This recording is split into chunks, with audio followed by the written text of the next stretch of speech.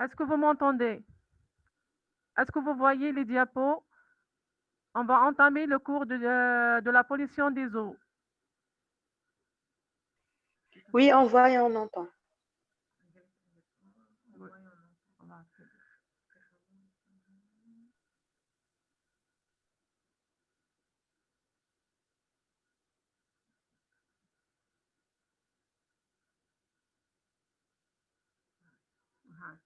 On commence par le cours de la pollution des eaux.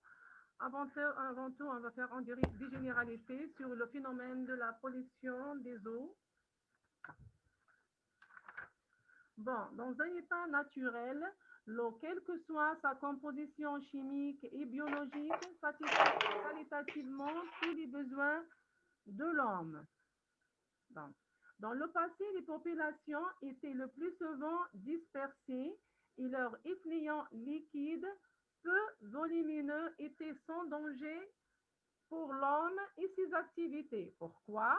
Parce que la nature, elle se charge d'éliminer les matières qu'ils contiennent.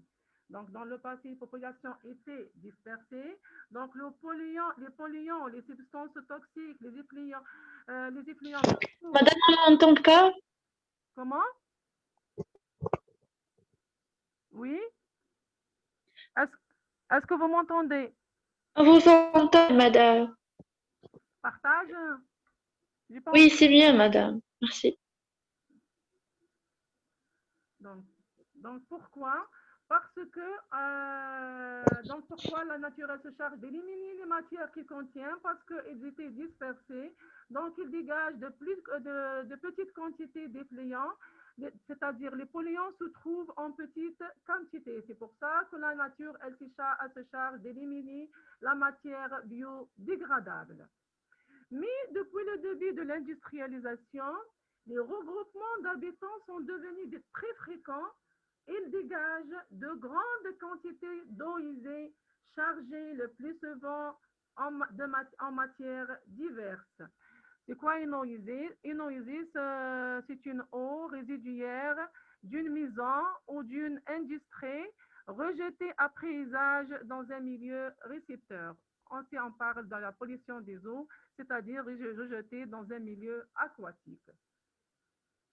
Donc, ces eaux usées déversées dans un milieu récepteur dépassent les capacités d'épuration, surtout quand elles contiennent de nombreux produits chimiques que l'homme ne cesse de fabriquer pour les mettre sur le marché. C'est-à-dire ici, on attribue à l'homme la responsabilité de la pollution des eaux.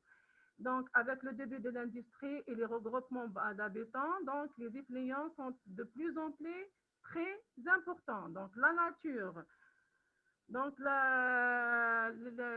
un écosystème où la nature est capable d'éliminer la matière biodégradable, mais si l'abondance de ces substances dépasse un seuil critique, les capacités d'auto-épuration ne suffisent plus. Donc, le polluant ne peut plus être éliminé facilement et il s'accumule progressivement et il peut devenir plus toxique.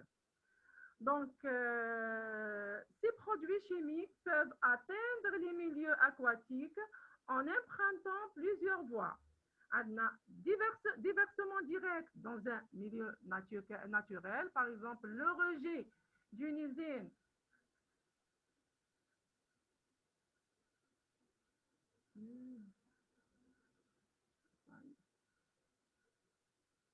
Donc, par exemple, déversement direct dans un milieu aquatique, par exemple le rejet d'une usine productrice de pesticides, c'est-à-dire elle va rejeter ces effluents directement dans un milieu aquatique, dans la rivière ou autre. Entraînement, deuxième point, entraînement et dispersion d'un milieu à un autre, par exemple du sol à l'air par infiltration, ou bien lavage de l'atmosphère par les précipitations.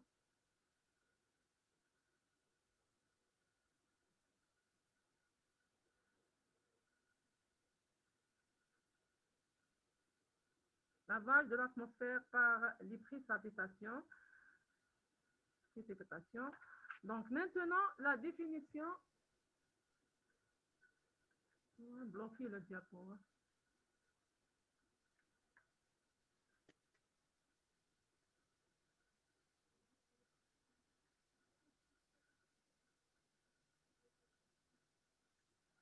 Donc, on a dit depuis le début de l'industrialisation, les regroupements.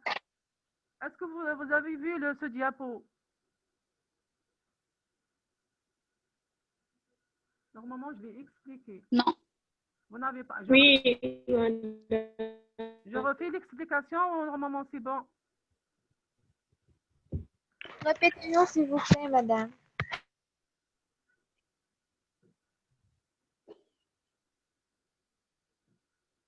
Oui, ça y est. Normalement, vous avez compris l'explication. Madame, qu'est-ce que ça veut dire lavage de l'atmosphère par les précipitations? Donc, l'air, il contient des impuretés avec les précipitations. Ces impuretés, ces particules vont rejoindre le sol par les pluies. C'est clair? Donc, là, on a 3 voies. D'accord. D'accord.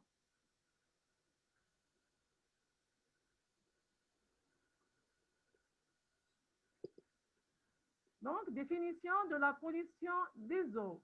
Une eau est dite polluée lorsque ses qualités sont dégradées, perturbant la vie aquatique et rendant son utilisation dangereuse pour l'homme et les animaux.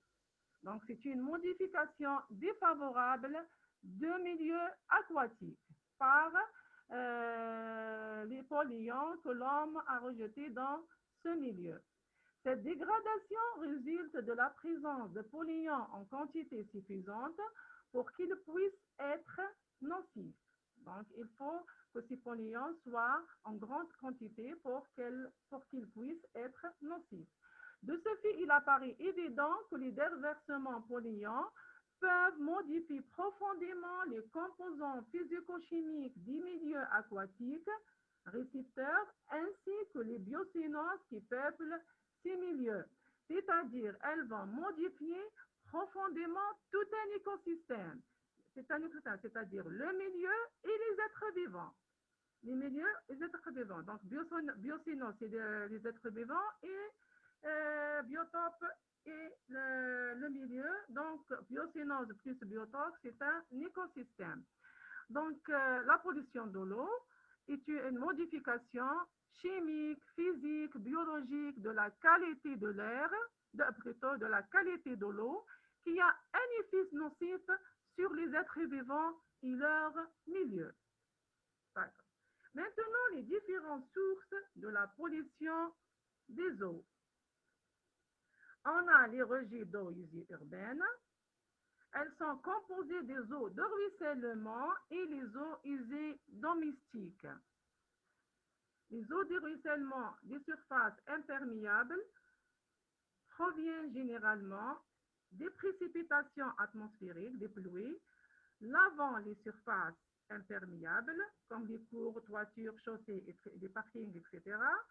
Dans leur composition, qu'est-ce qu'on trouve? On trouve des poussières, des sables, des détritus, des ordures, c'est-à-dire des hydrocarbures, des huiles minérales, d'argile et du gravier, etc.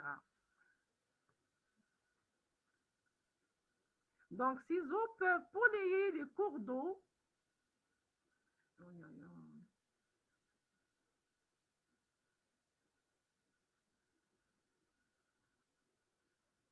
Donc, on a dit des rejets d'eau usés. Je pense qu'on n'avait pas vu les diapos.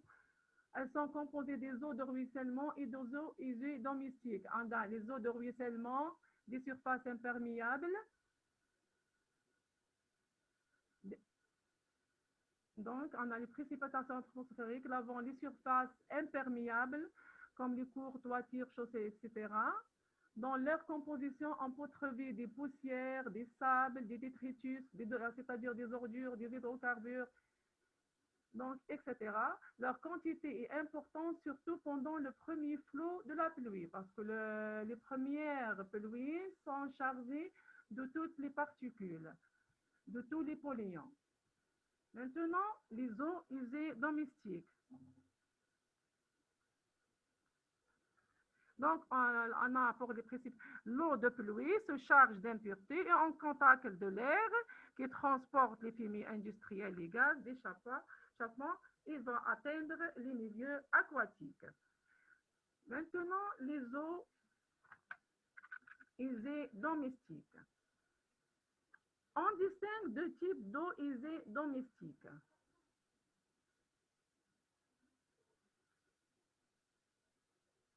On a les eaux vannes et les eaux ménagères.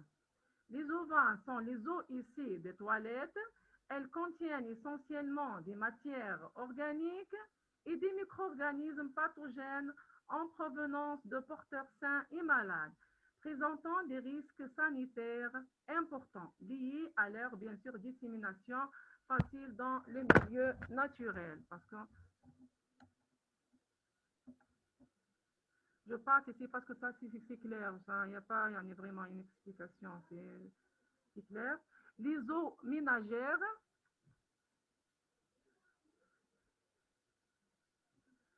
sont celles provenant des autres utilisations de l'eau à l'intérieur d'une habitation, comme la cuisine, lavage des vaisselles, linge, bain, etc.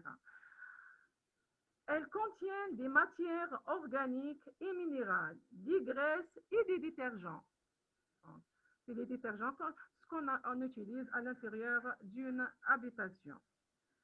Maintenant, les eaux résiduaires industrielles. Une eau résiduaire désigne l'eau qui a fait une utilisation domestique, agricole ou industrielle. Quand on dit eau résiduaire industrielle, c'est-à-dire elles sont produites par les industries. Ces eaux, elles sont produites par les industries. Elles peuvent contenir des produits toxiques.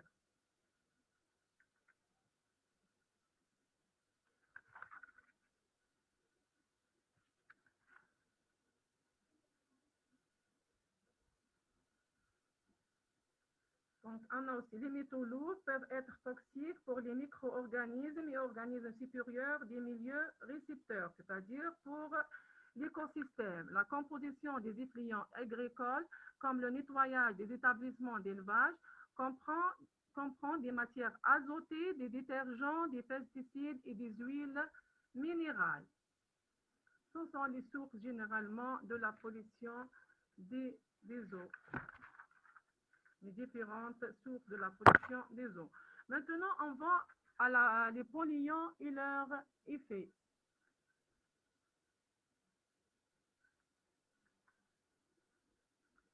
Bon, on distingue trois catégories parmi les divers polluants des eaux. Celles des agents biologiques de pollution, comme les micro-organismes et matières organiques fermentescibles, celles des agents chimiques, diverses substances toxiques, et celles des agents physiques de la pollution. Qualification, c'est-à-dire qualification, c'est chaleur ou bien pollution thermique. C'est-à-dire ici, des agents physiques, on a la pollution thermique et la radioactivité.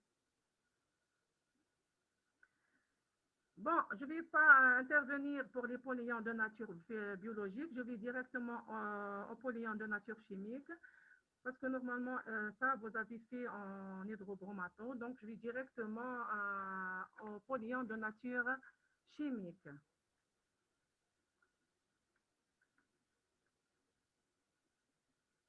Bon, les polluants de nature chimique.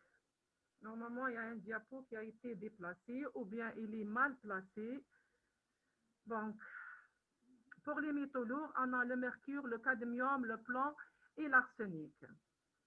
Donc, l'Organisation mondiale de la santé a fixé pour l'eau potable des teneurs de mercure, par exemple, 1% mg par litre, le cadmium, etc. Donc, on va donner un exemple seulement sur le mercure. Donc, mais je vais vous donner une petite explication d'où provient les métaux lourds, d'où provient la pollution des eaux par les métaux lourds. La pollution des eaux par les métaux lourds, soit plomb, mercure, arsenic, cadmium, due à des émissions provenant de l'activité humaines et diverses, donc, est due à des émissions provenant des activités humaines et diverses. Elle a pour origine les fonderies de la métallurgie et les incinérateurs d'ordures, c'est-à-dire qui servent à brûler les déchets. Donc, l'origine, c'est les fonderies de la métallurgie et les incinérateurs d'ordures. Avec les pluies et le lessivage, ils se retrouvent dans le cours d'eau. Avec le lessivage, à cause des pluies, bien sûr, ils se retrouvent Madame, l'origine, Hein? Oui, l'origine, la fonderie est... l'origine de la pollution des eaux par les métaux lourds due à des émissions. Oui, J'ai dit que. Bon, bon, oui, il y a pour bloquer le son un peu faible. Voilà. Je vais augmenter le son. Bon. La pollution des eaux par les métaux lourds, j'ai dit soit le plomb, le mercure, etc. Donc, le cadmium, dû à des émissions provenant des activités humaines ou bien d'autres activités ou diverses. Donc, l'origine de cette pollution, généralement, est les fonderies de la métallurgie. Les fonderies de la métallurgie et les incinérateurs d'ordures.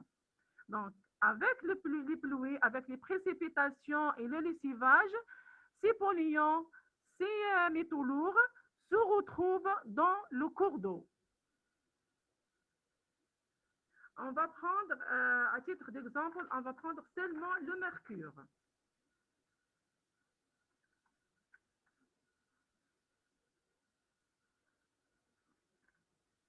Le mercure. La pollution de l'hydrosphère par le mercure mérite une mention particulière à cause de la croissance de l'usage de ce métal et la haute toxicité de certains de ses dérivés. Donc, le méthylmercure est un toxique violent. Donc, le méthylmercure est un toxique violent qui se combine dans l'organisme, il se combine dans l'organisme aux protéines et aux enzymes et détruit le tissu cellulaire causant de la paralysie et enfin la mort. Donc, le méthylmercure, c'est un composé, c'est un toxique violent qui se combine dans l'organisme aux protéines et aux enzymes et détruit le tissu cellulaire et causant de la paralysie et enfin la mort. On a comme exemple, on a l'accident de la baie de Minamata au Japon. Donc, cet accident, en 1956, elle a provoqué la mort de plusieurs centaines de personnes. Elle a provoqué la mort de plusieurs centaines de personnes et elle a empoisonné gravement des milliers d'autres. Pourquoi? Pourquoi? À cause d'une forte contamination. À cause d'une forte contamination des poissons et autres animaux marins. Dont se nourrissaient les habitants. Par les résidus mercuriels, rejetés dans la mer avec les effluents d'une usine qui utilise les sels de mercure comme catalyseur. Donc, les conséquences de cet accident, c'est la mort de plusieurs centaines de personnes et elle a empoisonné d'autres à cause des résidus mercuriels dans la mer avec les effluents d'une usine qui utilise des sels de mercure comme catalyseur. Juste un exemple. La dose tolérable dans l'organisme est de 0,5 ppm. Les accidents surviennent à partir de 0,6 ppm. La dose tolérable dans l'eau potable est fixée aux États-Unis à 0,5 ppb. 10 puissance moins 12. Maintenant, la pollution par les nitrates. On va faire les nitrates et les phosphates. Vous avez la pollution des océans par les parce que le diapo il a été mal placé. Bon, la pollution par les nitrates, il pénètre dans le sol et les eaux souterraines et se déversent dans le cours d'eau. Mais ils sont aussi apportés de manière artificielle par les engrais azotés. Donc, c'est une source par les engrais azotés. Les nitrates sont l'une des causes de la dégradation de la qualité de l'eau de l'agriculture. Parce que les engrais les plus utilisés enrichissent le sol en nitrates. Donc, les engrais les plus utilisés maintenant enrichissent le sol en nitrates et en phosphate. Une partie est absorbée par les végétaux et une autre partie est lessivée, c'est-à-dire emportée par les pluies et pénètre dans le sol, puis atteindre les cours d'eau et les nappes souterraines.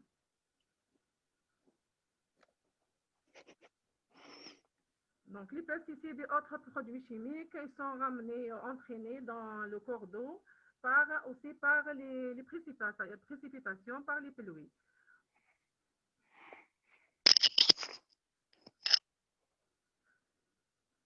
C'est la même chose presque. La pollution par les phosphates ou les nitrates enclenche un processus d'eutrophisation de l'eau, rendant les eaux eutrophiques hypertrophiques.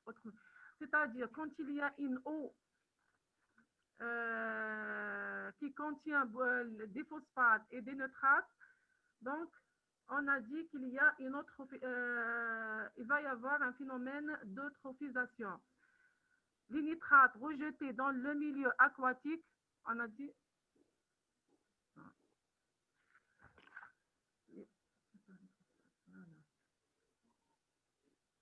rendent des eaux essentielles eutrophiques, hypertrophiques. Il nous donne un phénomène d'eutrophisation. Madame, on n'entend pas bien, s'il vous plaît. Je vais répéter. La pollution par les nitrates, je vais refaire la pollution par les nitrates ou par les phosphates. Non, l'eutrophisation. Ah d'accord, je n'ai pas expliqué encore l'eutrophisation. Je n'ai pas encore expliqué. Donc, on a dit la pollution par les phosphates ou les nitrates enclenche un processus d'eutrophisation de l'eau, rendant les eaux eutrophiques, hypertrophiques. Donc, elle nous donne un phénomène d'eutrophisation parce que un cours d'eau, par exemple, les eaux qui contiennent des nitrates et des phosphates, vous avez l'eutrophisation. La présence de produits azotés ou phosphorés dans les eaux de rejet en milieu naturel favorise la croissance des végétaux aquatiques, entraînant une prolifération d'algues microscopiques, principalement dans la partie supérieure du plan d'eau. Ce phénomène est appelé eutrophisation. Donc, la présence des produits azotés phosphorés favorise la croissance des végétaux aquatiques et entraîne une prolifération d'algues microscopiques. Donc, ce phénomène, on l'appelle eutrophisation. Donc, c'est l'enrichissement d'une eau en sels minéraux comme les nitrates et les phosphates. Donc, l'eutrophisation entraînant ses conséquences, elle entraînant un déséquilibre écologique par la prolifération de la végétation aquatique et l'appauvrissement du milieu en oxygène. Donc, le milieu aquatique devient pauvre en oxygène à cause de la croissance des végétaux aquatiques. Donc, l'eutrophisation débute par une prolifération anormale de certaines algues et se termine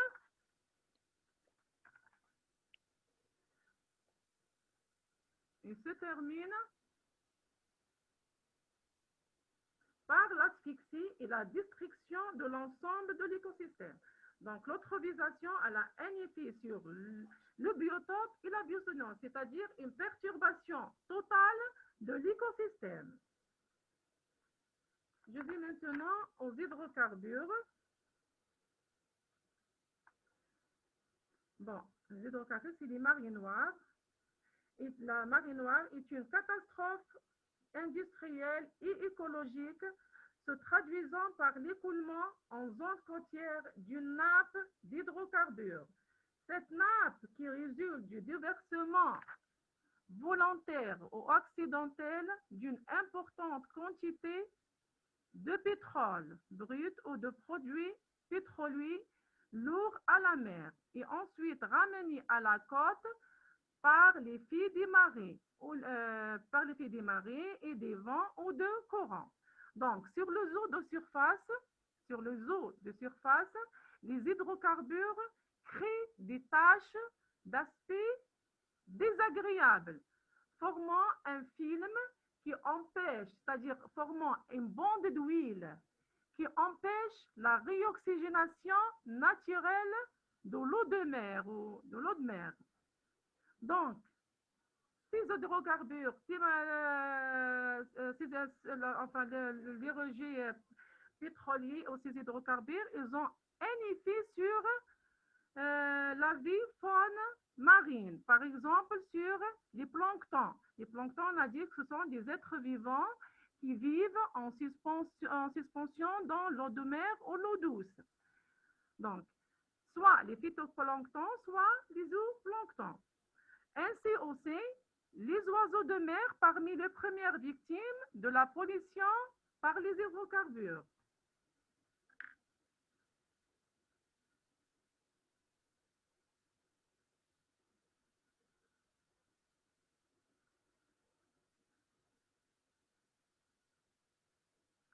Bon.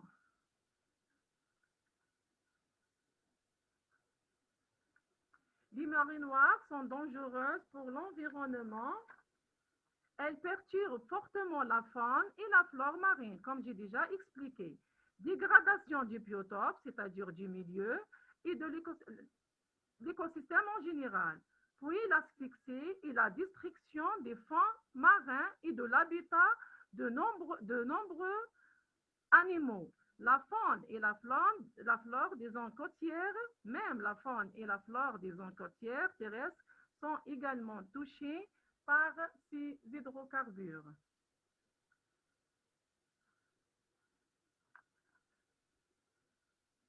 Je passe. Est-ce que vous m'entendez? Oui, oui, madame. C'est clair aussi.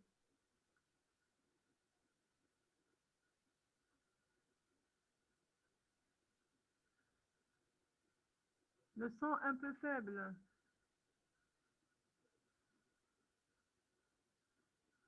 D'accord.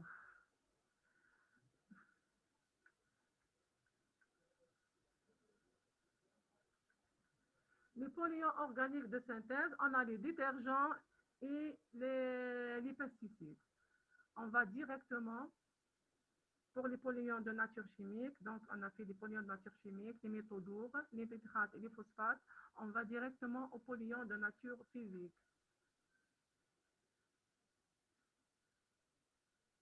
Voilà. Pour les polluants de nature physique, on a dit, on a la chaleur et la radioactivité. La chaleur, c'est la pollution thermique et la radioactivité, c'est le rejet des radioéléments dans les milieux aquatiques.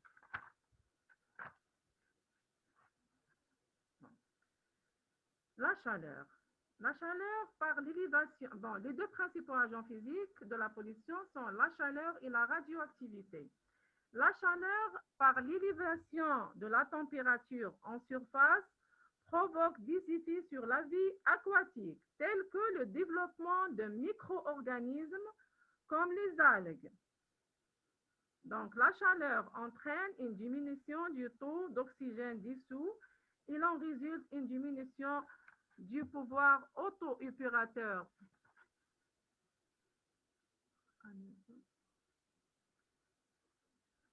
de l'eau, donc une augmentation de la pollution organique. D'où provient cette chaleur? D'où provient cette chaleur de l'eau? Donc, non. La pollution thermique ou la chaleur correspond, on a dit, elle correspond à l'augmentation de la température de l'eau par rapport à la température normale. Suite, bien sûr, aux activités humaines. Toujours, on attribue à l'homme À l'homme, oui.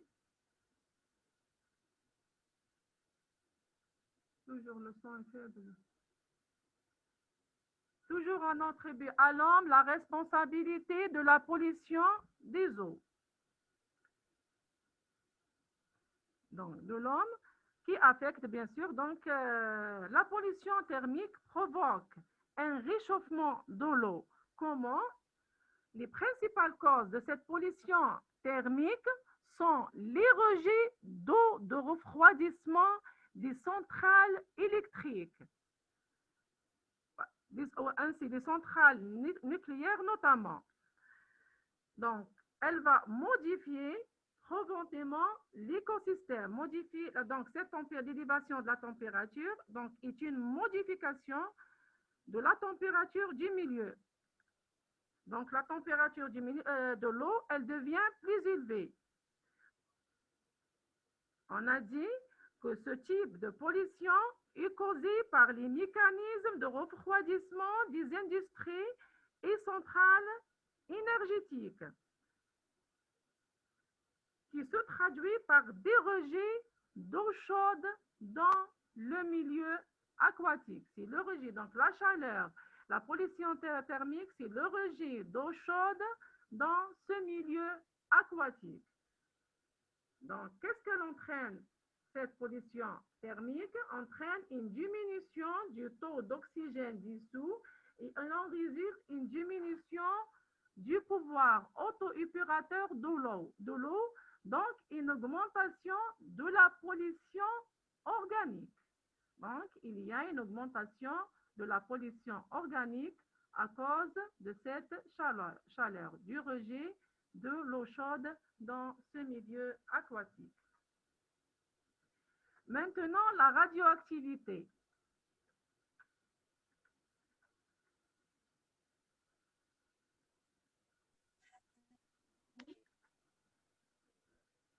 Donc, la radioactivité, c'est le rejet aussi des radioéléments dans le milieu aquatique.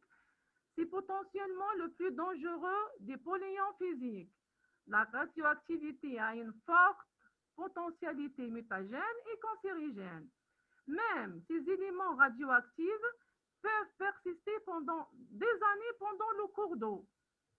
Donc, elles ont un effet cancérigène.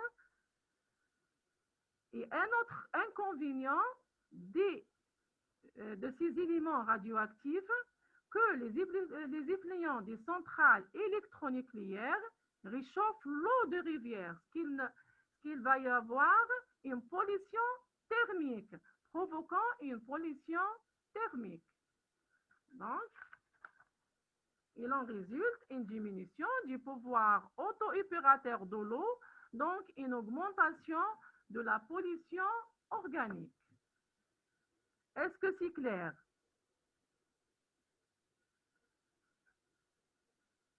Vous m'entendez? Est-ce que c'est clair? Oui, madame. Ah, très bien. Normalement, on a terminé le cours. Hein?